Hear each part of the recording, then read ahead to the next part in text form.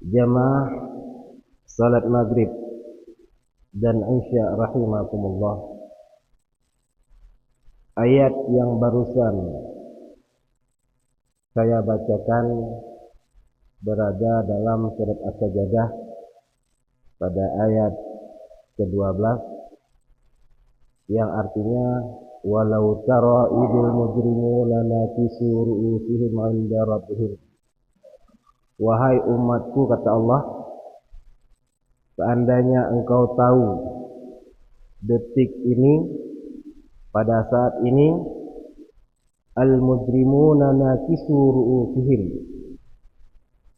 orang-orang yang mujrim, orang-orang yang melakukan kriminal, orang-orang yang menjadi lawannya Pak Kasat tadi, ya. Ru'usihim, mereka menundukkan kepala yang telah berada di dalam kuburannya. Mereka saat ini telah berada dalam kuburannya ketika masa hidupnya dia melakukan kriminal, mujrim, jarimah. Detik ini mereka meminta kepada Allah, menundukkan kepalanya kepada Allah. Apa permintaan mereka? Rabbana absarna, ya Allah, ya Tuhan kami sudah melihat azab-Mu. Wa sami'na, kami telah mendengar azab-azab-Mu. Farji'na ya Allah. Itu permintaan mereka. Ya Allah, kembalikanlah kami ke dunia itu. Ya Allah, hidupkanlah kami ke dunia itu. Untuk apa? Na'mal salihah. Untuk bisa berbuat amal soleh. Inna muqinun. Saat ini ya Allah, kami sudah yakin dengan azab-Mu. Bapak Ibu jamaah maghrib sekalian, permintaan mereka itu tidak lagi Allah kabulkan. Tapi Allah masih memberikan kesempatan itu untuk kita. Untuk kita yang berada di masjid Allah ini. Untuk kita bisa beramal saleh. Apalagi Bapak Ibu, kita memiliki wewenang. Wewenang ini terkadang gak semua orang sembarangan bisa mendapatkan wewenang tersebut. Maka wewenang inilah yang menjadi nilai lebih kita dibandingkan yang lain. Kami yang berada di perguruan tinggi, wewenang kami hanya pada level akademik. Namun Bapak Ibu sekalian yang terkadang memang memiliki wewenang yang lebih besar, itu kesempatan yang besar untuk bisa beramal soleh. Tidak banyak Bapak Ibu, tidak banyak orang yang Allah berikan kesempatan sama seperti kita. Tidak bisa kita hitung. Terlepas dari bagaimana pola kita masuk. Saya pernah sampaikan ini Bapak Ibu sekalian, Bapak Kapolres, ada polisi yang curhat sama saya. Kebetulan satu letting dengan saya, dia saat ini juga sedang dinas di Aceh Besar. Karena kebetulan kawan, jadi dia sampaikan semua. Nampaknya dia panggil saya bukan Wadek Pak, tetap panggil nama Dos. Dos, tampaknya mundur aja lah di kepolisian. Langsung saya bilang, kenapa? Gak sanggup saya. Banyak hal yang terkadang saya terjerumus. Saya bilang, kalau seandainya polisi baik yang keluar, maka akan tinggal polisi-polisi yang jahat, yang mereka berat untuk bisa ke masjid Bapak. Ini permasalahan. Ada lagi yang menyampaikan, ketika dia masuk polisian, dengan sekian, apakah itu riswah? Saya sampaikan, itu masa lalu. Bisa jadi Allah memberikan fasilitas yang dulunya kita keluarkan agar kita mampu mendapatkan wewenang tersebut untuk bisa berbuat baik kepada umat Allah. Untuk bisa berbuat baik kepada hamba Allah, umat Rasulullah SAW. Kalau seandainya jabatan itu, kalau seandainya wewenang itu, kalau seandainya tugas itu bukan dimiliki, tidak di tangan orang yang tepat, maka bagaimana negara ini Bapak Ibu? Maka alhamdulillah kita lihat sekarang bagaimana orang-orang yang memiliki wewenang bisa dekat dengan rumah Allah. Sebuah kebanggaan. Sebuah kebanggaan. Disinilah terkadang ketika kita sudah istiqamah, syiar kita di situ, Bapak Ibu. Dah capek terkadang udah kita coba syiar ke masjid ini sekian jamaahnya, orang kampung mungkin cuma sekitar berapa orang. Besok ke masjid yang lain, timbul dalam hati kita mungkin bukan itulah. Jangan, Bapak Ibu. Cukup Bapak Ibu ataupun bapak-bapak kepolisian ini khususnya lagi kepolisian, datang ke masjid situ saja itu sudah dakwah, nggak perlu ngomong, biar kami yang ngomong, kami yang sampaikan kepada masyarakat. Polisi saja yang super sibuk sempat ke masjid. Ini kita baru dititip 1 ekor ayam, Bapak. 1 ekor ayam, dan ayam itu bantuan, dijual lagi. Besok dimasukkan lagi proposal, sampai lagi bantuannya, ya kan? Disibukkan lagi dengan ayam tersebut. Ini sebenarnya siar. Alhamdulillah, yang paling susah itu adalah hidayah. Cari uang gampang, Bapak Ibu. Selama memang kita berusaha, janji Allah, nggak usah takut. Tapi yang kita cari, yang paling susah itu adalah bagaimana kita bisa istiqamah dalam sebuah kebaikan. Imam Syafi'i rahimakumullah yang meninggal pada tahun 820 dan pada tahun 2025 masih disebutkan nama beliau. Tadi sambil saya mendengar Pak Kasat sampaikan pesan Kamtibmas, saya coba kurangkan, Pak. 2025 dikurang 820. Itu sekitar kalau lebih kurang 1205 tahun yang lalu. Nama beliau sampai dengan detik ini masih kita sebutkan. Panjang umur Imam Syafi'i. Itu menandakan bahwasanya ilmu yang beliau dapatkan adalah ilmu yang berkah. Bapak Ibu jamaah maghrib dan isya rahimakumullah. Pernah suatu ketika Imam Syafi'i menyampaikan, khairud dunya wal akhirah ala khamsati khisal. Wahai umat Rasulullah, kalau kamu ingin bahagia di dunia dan bahagia di akhirat, maka cukup dengan 5 hal. Kata Imam Syafi'i. Yang pertama, ghaniyun nafsi. Apa itu? Kaya hati. Bukan kaya harta ternyata, Bapak Ibu. Yang membuat kita itu bahagia itu bukan kaya harta enggak. Tapi kaya hati kita, itulah yang membuat kita itu bisa lebih bahagia. Ini kalau kita berbicara bahagia, Bapak Ibu. Kalau berbicara ketenangan itu beda.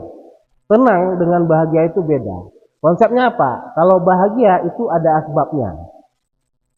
Tidak ada bahagia itu nggak ada sebab. Seorang anak kecil ketika diberikan uang jajan biasanya 10.000, namun tiba-tiba diberikan 30.000, timbul kebahagiaan dalam hatinya.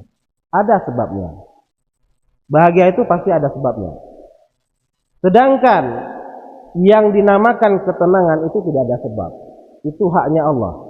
Makanya sebenarnya kita cari itu kan kebahagiaan dan ketenangan, itman. Ya. Sebagian orang, banyak kaum muslimin sudah disampaikan dengan bizikrillah. Dengan zikir, tenang kita.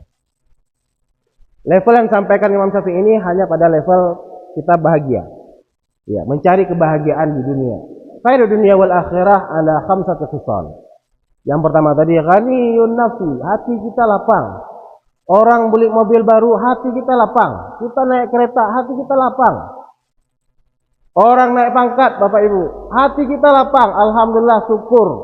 Kadang saingan kita, satu letting sama kita, tapi karir dia lebih bagus dibandingkan kita. Kita tetap ghaniyun nafsi. Tenang hati kita, bahagia hati kita.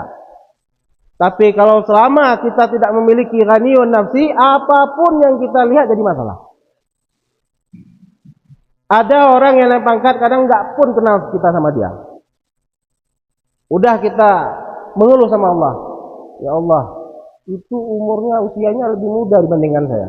Kenapa saya susah terus ya Allah? Kenapa ada aja sebabnya? Kenapa saya ini banyak kali permasalahan hidup saya? Ini ghaniyun nafsi. Kayakan hati kita. Kalau sudah hati kita kaya, hidup kita kaya jamaah. Kayak mana kaya? Kaya itu bukan dengan harta kita. Harta kita itu nominal. Bisa dijengkal sama orang. Kaya itu kita tidak bergantung kepada dunia ini. Tidak bergantung kita. Lapang hati kita. Dunia ini tidak masuk dalam hati kita. Itu kaya. Kenapa? Kalau dalam Al-Quran disampaikan, ghaniyun 'anil alamin. Allah itu ghaniyun 'anil alamin, kaya. Tidak butuh kepada alam, artinya di situ. Tidak butuh kepada dunia ini. Itu arti daripada kaya. Tapi selama kita butuh kepada dunia, kita berharap lebih. Apa yang akan terjadi? Kita lemah, kita miskin, walaupun harta kita banyak. Ini yang pertama. Yang kedua kata Imam Syafi'i adalah kaful adza. Apa itu kaful adza? Kita itu mampu menjaga diri kita untuk tidak menzalimi orang lain. Ini terkadang ketika kita merasa kita lebih tinggi dibandingkan orang lain, gampang saja kita zalimi. Ada orang terkadang ingin naik pangkat misalnya, kita ada wewenang, enggak pun kita urus. Padahal kita punya kemampuan untuk bisa membantu dia. Ya, kita menzalimi. Sebenarnya bukan kita zalimi dia. Yang kita zalimi adalah anak istrinya di rumah. Karena apa? Itu sudah hak dia, tapi kita tahan-tahan. Ada orang yang ketika lewat di lampu merah, ya, dia cuma lewat karena lampu merah ya udah terobos saja. Sibuk Pak polisi, prip lari dia. Ya. Sebenarnya Bapak Ibu, dia juga melakukan penzaliman kepada orang lain. Karena apa? Gara-gara dia, orang lain harus hati-hati. Kalau yang tadi lampu hijau dia jalan saja, gara-gara ada yang terobos lampu merah ini, akhirnya lampu hijau tadi berhenti. Berhentinya dia itu kezaliman yang kita buatkan. Sampai seperti itu Islam jamaah. Islam itu sampai hal yang sekecil itu. Maka seperti yang disampaikan oleh Tengku Faisal tadi pagi, kebetulan tadi pagi juga Aceh Tengah itu dikunjungi oleh Ketua MPU-nya Aceh, Bapak Tengku Faisal. Kalau kami mengatakan Abu Sibreh. Makanya saya melihat selama beberapa tahun ke belakang ini sudah mulai banyak keberkahan di Banda Meriah dan juga banyak keberkahan di Aceh Tengah. Karena apa? Salah satu ciri-cirinya daerah itu sudah sering dikunjungi oleh ulama. Itu daerah yang berkah itu Allah berikan, Allah seringkan lewat di situ adalah ulama-ulama. Karena kalau udah datang ulama itu, insya Allah. Karena lat batat kayak bete ini kalau bahasa Aceh. Yusabbihu lillahi ma fis samawati wa ma fil ard. Semua yang berada di dunia ini semua bertasbih. Itu pohon kayu yang berada di samping jalan itu juga bertasbih. Maka ketika ulama datang, mereka terus berdoa untuk daerah kita. Maka disampaikan oleh Abu Sibrah tadi pagi, semua kehidupan kita sebenarnya nggak boleh kita kotak-kotak. Ini nggak ada Islamnya, ini Islamnya. Di lampu merah pun harus dimasukkan Islamnya, Bapak. Sudah diatur itu, bagaimana kita menjaga haknya orang lain. Hak orang yang ketika mendapatkan lampu hijau, berikan kepada mereka. Ketika kita menerobos lampu merah itu berarti kita sudah mengambil hak mereka yang lampu hijau. Mereka harus hati-hati. Gara-gara kita mereka harus berhenti sebentar. Lihat kita bagaimana. Jangan sampai nanti tabrak. Kemudian beliau juga sampaikan. Ketika dalam kehidupan. Seorang penjual. Kalau seandainya dia melakukan jual beli. Dia terapkan nilai Islam. Insya Allah tidak ada yang namanya penipuan. Maka tidak ada di dunia ini dalam kehidupan kita pisahkan antara Islam dengan kehidupan kita. Semuanya harus kita libatkan. Ini kata beliau tadi. Bapak Ibu jamaah Maghrib dan Isya rahimakumullah. Yang ketiga yang disampaikan oleh Imam Syafi'i adalah kasbul halal. Kita melakukan ikhtiar mencari rezeki yang halal. Ini yang coba kita jaga diri kita. Bagaimana kita memberikan kepada anak istri kita itu adalah rezeki yang memang Allah berikan keberkahan di situ. Boleh nominal itu banyak, boleh harta kita itu banyak, pendapatan kita itu banyak. Tapi kalau tidak halal, disinilah permasalahan nantinya. Berapa banyak terkadang orang yang merasa dirinya miskin, tapi sebenarnya dia kaya. Saya pernah menyampaikan bahwasanya ada satu orang yang gajinya itu 30 juta, Bapak. 30 juta setiap bulannya. Tapi 30 juta itu dia harus habiskan itu sekitar 25 juta untuk mengobati dirinya dan juga keluarga. Allah titipkan sakit. Cara Allah itu bermacam ragam kalau Allah berkehendak. Kalau kita tidak dekat dengan Allah, Allah terserah Allah. Haknya Allah, nggak ada cerita. Pernah ada yang sakit lambung itu udah susah, sampai besok mati. Kayak mana? Ada nggak obat supaya jangan mati? Nggak ada cerita kalau Allah detik ini nggak ada asbab. Allah mau mencabut nyawa kita itu nggak ada asbab, Bapak Ibu. Syaratnya itu mati. Syarat mati itu sakit nggak ada. Nggak ada syarat mati itu sakit nggak ada. Malah banyak orang yang sakit bertahun-tahun masih detik ini sehat ya. Masih panjang umur dia. Yang nggak sakit, tiba-tiba dah kita dengar, Inna lillahi wa inna ilaihi raji'un. Baru kemarin ngopi sama saya. Baru kemarin nyumpah sama saya. Makanya nggak ada. Nggak ada harus tsunami baru meninggal semua, nggak ada. Nggak ada. Nah, jadi kalau seandainya ini yang ada dalam pikiran kita tanamkan, insya Allah yang kita cari juga akan yang halal-halal saja. Yang keempat kata Imam Syafi'i adalah libasut taqwa. Apa libasut taqwa? Kita berpakaian takwa, takut kita hanya kepada Allah. Kalau sudah takut ini kepada Allah, Bapak Ibu, takut kita itu hanya kepada Zat Pencipta, dunia ini kan nggak ada apa-apa lagi. Dunia ini bermasalah ketika kita itu takut kepada si fulan, takut kepada si kulin, takut kepada pencuri, takut kepada ini, kepada itu, nggak usah. Jadi kalau seandainya kita sampaikan semua kepada masyarakat seperti ini, insya Allah aman sentosa. Yang menjadikan mereka itu tidak takut, Bapak Ibu, terkadang apa? Karena tidak bahagia tadi. Itu faktor. Orang yang tidak bahagia, maka dia akan mencari alat untuk bisa mereka bahagia. Orang sabu-sabu itu akan mencari alat untuk bisa mereka bahagia. Orang yang nggak bahagia di rumahnya, maka dia akan cari kebahagiaan di luar. Dia selingkuh. Ketika anak nggak dapat kebahagiaan dari orang tua, maka dia akan mencari orang lain yang bisa memberikan cinta kepada dia. Maka Rasulullah salah satu caranya anak itu tidak hilang di rumah, orang tua wajib memberikan cinta kepada anak. Sayangi anak, tinggalkan HP. Begitu udah sampai ke rumah, niatkan tinggal HP, nggak ada cerita. Waktu saya sama anak. Kalau mereka sudah dekat dengan kita, Bapak Ibu, nggak ada orang lain yang bisa dia percaya selain orang tuanya.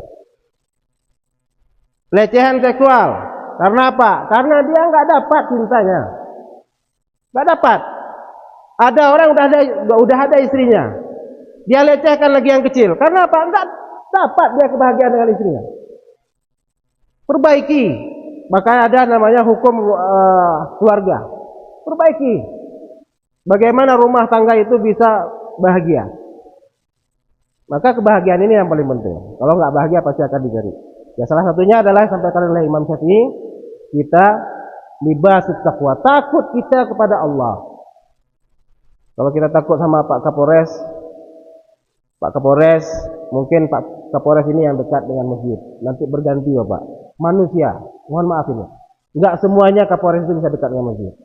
Maka selama beliau masih dekat dengan masjid, alhamdulillah kita bersyukur. Ya, berganti beliau. Orang enggak akan takut lagi nanti. Enggak pun dia pen.